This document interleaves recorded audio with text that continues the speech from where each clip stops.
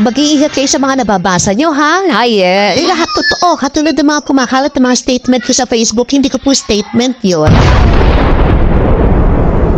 Inalmahan ng phenomenal box office star na si Vice Ganda ang pagkalat sa social media ng fake quote card kung saan pinupuri ang dating Pangulong Rodrigo Duterte. Hindi pinalampas ng TV host comedian ang peking social media post at pinabulaan ng nakasulat dito matapos mag-trending ang kanyang pangalan, kaugnay ng pagka-aresto ni Duterte. Never daw siyang nagbigay ng ganitong pahayag sa social media o sa anumang news organization. Kaya agad siyang humingi ng tulong sa madlang people na i-report ito sa mga kinauukulan. Ang mababasa sa nasabing quote card, ayaw ko magpaka-hipokrito. Aminin natin nung time ni FPRRD, karamihan ng adik nagbagong buhay.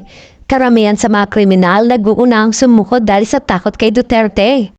Confident kayong lumabas sa gabi dahil alam nyo, yung mga kriminal at masasamang loob na bawasan na.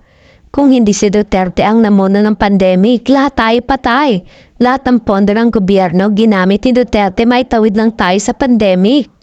Sa pamamagitan ng kanyang X at Facebook account, naglabas ang salobin si Vice at mariin ngang pinabulaanan na siya ay nagsabi ng nakasulat sa quote card.